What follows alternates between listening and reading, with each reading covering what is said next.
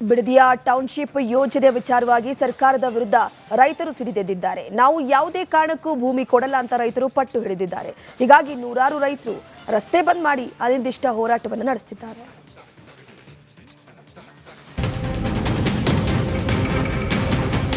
ಭ್ರಷ್ಟ ಅಧಿಕಾರಿಗಳೆಲ್ಲ ಸೇರ್ಕೊಂಡು ನಮ್ಮ ಭೂಮಿನ ಕಿತ್ಕೊಳ್ಳೋದಕ್ಕೆ ಪ್ರಯತ್ನ ಪಡ್ತಾ ಇದ್ದಾರೆ.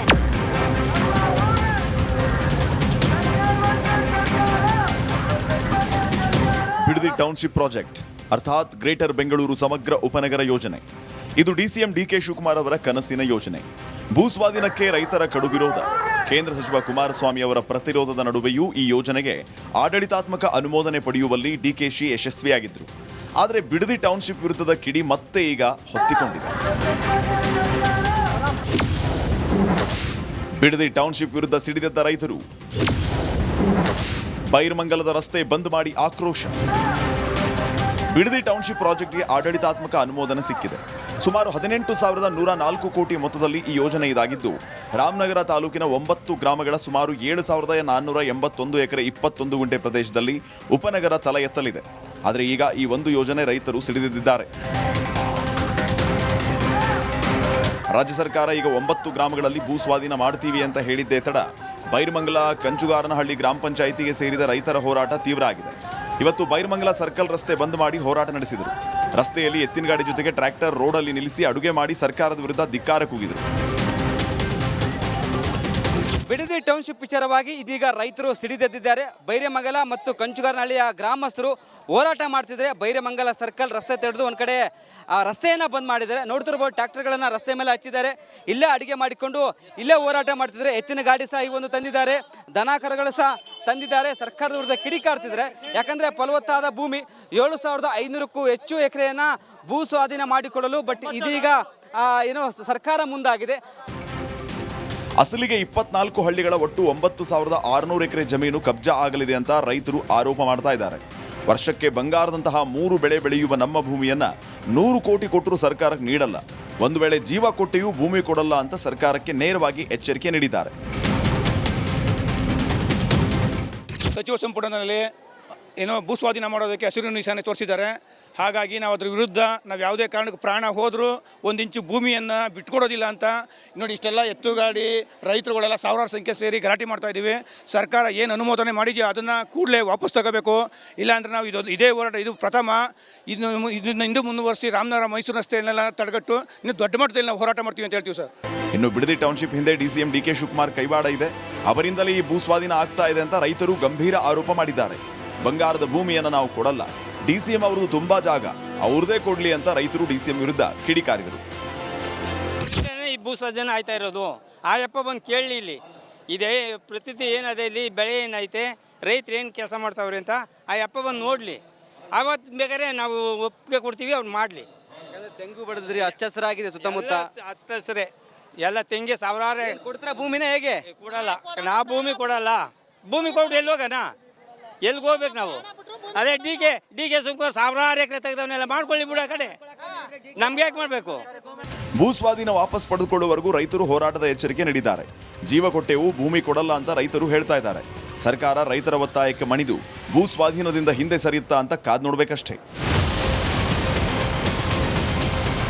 Veeresh Hiremath, metro bureau, Republic Kannada.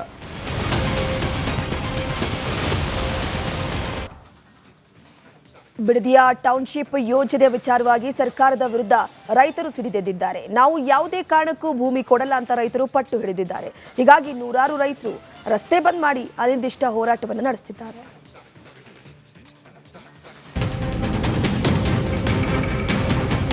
ಭ್ರಷ್ಟ ಅಧಿಕಾರಿಗಳೆಲ್ಲ ಸೇರ್ಕೊಂಡು ನಮ್ಮ ಭೂಮಿನ ಕಿತ್ಕೊಳ್ಳೋದಕ್ಕೆ ಪ್ರಯತ್ನ ಪಡ್ತಾ ಇದ್ದಾರೆ.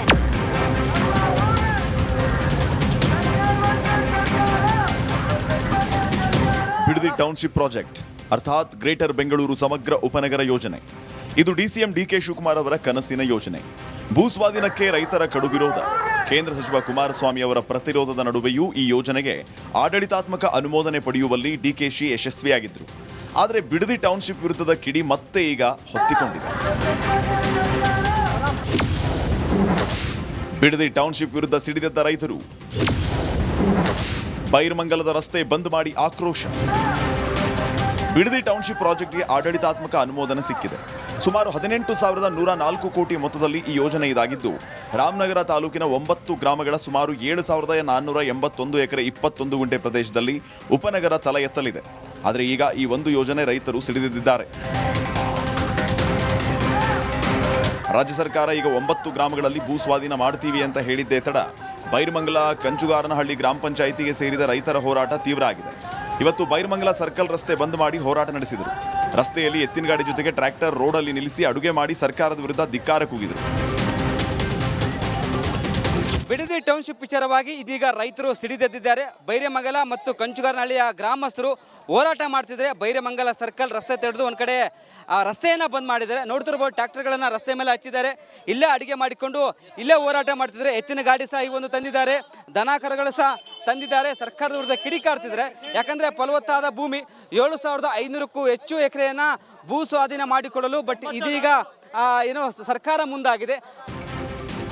ಅಸಲಿಗೆ 24 ಹಳ್ಳಿಗಳ ಒಟ್ಟು 9,600 ಎಕರೆ ಜಮೀನು ಕಬ್ಜಾ ಆಗಲಿದೆ ಅಂತ ರೈತರು ಆರೋಪ ಮಾಡ್ತಾ ಇದ್ದಾರೆ. ವರ್ಷಕ್ಕೆ ಬಂಗಾರದಂತಹ 3 ಬೆಳೆ ಬೆಳೆಯುವ ನಮ್ಮ ಭೂಮಿಯನ್ನ 100 ಕೋಟಿ ಕೊಟ್ಟರೂ ಸರ್ಕಾರಕ್ಕೆ ನೀಡಲ್ಲ, ಒಂದು ವೇಳೆ ಜೀವ ಕೊಟ್ಟೆಯೂ ಭೂಮಿ ಕೊಡಲ್ಲ ಅಂತ ಸರ್ಕಾರಕ್ಕೆ ನೇರವಾಗಿ ಎಚ್ಚರಿಕೆ ನೀಡಿದ್ದಾರೆ.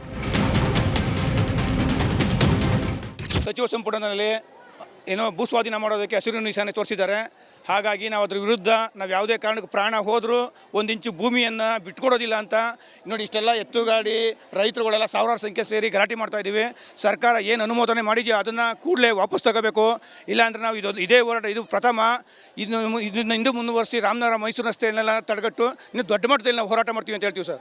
ಇನ್ನು ಬಿಡದಿ ಟೌನ್ಶಿಪ್ ಹಿಂದೆ DCM DK ಶಿವಕುಮಾರ್ ಕೈವಾಡ ಇದೆ, ಅವರಿಂದಲೇ ಈ ಭೂ ಸ್ವಾಧೀನ ಆಗ್ತಾ ಇದೆ ಅಂತ ರೈತರು ಗಂಭೀರ ಆರೋಪ ಮಾಡಿದ್ದಾರೆ. ಬಂಗಾರದ ಭೂಮಿಯನ್ನು ನಾವು ಕೊಡಲ್ಲ, DCM ಅವ್ರದ್ದು ತುಂಬಾ ಜಾಗ, ಅವ್ರದೇ ಕೊಡ್ಲಿ ಅಂತ ರೈತರು DCM ವಿರುದ್ಧ ಕಿಡಿಕಾರಿದರು. ಈ ಭೂ ಸ್ವಾಧೀನ ಆಯ್ತಾ ಇರೋದು, ಆ ಯಪ್ಪ ಬಂದು ಕೇಳಲಿ ಇಲ್ಲಿ ಇದೇ ಪ್ರತಿತಿ ಏನದೆ ಇಲ್ಲಿ ಬೆಳೆ ಏನೈತೆ, ರೈತರು ಏನು ಕೆಲಸ ಮಾಡ್ತಾವ್ರಿ ಅಂತ ಆ ಯಪ್ಪ ಬಂದು ನೋಡಲಿ. ಆವತ್ತು ಬೇಕಾದ್ರೆ ನಾವು ಒಪ್ಪಿಗೆ ಕೊಡ್ತೀವಿ, ಅವ್ರು ಮಾಡಲಿ. ತೆಂಗು ಬಡದ್ರಿ, ಹಚ್ಚ ಹಸಿರಾಗಿದೆ ಸುತ್ತಮುತ್ತ. ಹತ್ತು ಹಸಿರೇ ಎಲ್ಲ ತೆಂಗೆ ಸಾವಿರಾರು ಕೊಡ್ತಾರ ಭೂಮಿನ ಹೇಗೆ ಕೊಡಲ್ಲ. ನಾವು ಭೂಮಿ ಕೊಡಲ್ಲ. ಭೂಮಿ ಕೊಟ್ಟು ಎಲ್ಲಿ ಹೋಗೋಣ, ಎಲ್ಲಿಗೆ ಹೋಗ್ಬೇಕು ನಾವು? ಅದೇ ಡಿ ಕೆ ಸುಮ್ಕುಮಾರ್ ಸಾವಿರಾರು ಎಕರೆ ತೆಗೆದವನ್ನೆಲ್ಲ ಮಾಡ್ಕೊಳ್ಳಿ ಬಿಡು, ಆ ಕಡೆ ನಮ್ಗೆ ಯಾಕೆ ಮಾಡಬೇಕು? ಭೂ ಸ್ವಾಧೀನ ವಾಪಸ್ ಪಡೆದುಕೊಳ್ಳುವವರೆಗೂ ರೈತರು ಹೋರಾಟದ ಎಚ್ಚರಿಕೆ ನೀಡಿದ್ದಾರೆ. ಜೀವ ಕೊಟ್ಟೆವು, ಭೂಮಿ ಕೊಡಲ್ಲ ಅಂತ ರೈತರು ಹೇಳ್ತಾ ಇದ್ದಾರೆ. ಸರ್ಕಾರ ರೈತರ ಒತ್ತಾಯಕ್ಕೆ ಮಣಿದು ಭೂ ಸ್ವಾಧೀನದಿಂದ ಹಿಂದೆ ಸರಿಯುತ್ತಾ ಅಂತ ಕಾದ್ ನೋಡ್ಬೇಕಷ್ಟೇ. Veeresh Hiremath, metro bureau, Republic Kannada. ಬಿಡದಿಯ ಟೌನ್ಶಿಪ್ ಯೋಜನೆ ವಿಚಾರವಾಗಿ ಸರ್ಕಾರದ ವಿರುದ್ಧ ರೈತರು ಸಿಡಿದೆದ್ದಿದ್ದಾರೆ. ನಾವು ಯಾವುದೇ ಕಾರಣಕ್ಕೂ ಭೂಮಿ ಕೊಡಲ್ಲ ಅಂತ ರೈತರು ಪಟ್ಟು ಹಿಡಿದಿದ್ದಾರೆ. ಹೀಗಾಗಿ ನೂರಾರು ರೈತರು ರಸ್ತೆ ಬಂದ್ ಮಾಡಿ ಅನಿರ್ದಿಷ್ಟ ಹೋರಾಟವನ್ನು ನಡೆಸುತ್ತಿದ್ದಾರೆ.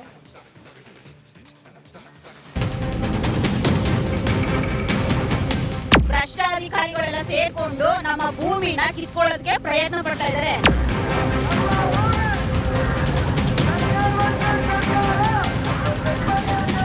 ಬಿಡದಿ ಟೌನ್ಶಿಪ್ ಪ್ರಾಜೆಕ್ಟ್ ಅರ್ಥಾತ್ ಗ್ರೇಟರ್ ಬೆಂಗಳೂರು ಸಮಗ್ರ ಉಪನಗರ ಯೋಜನೆ.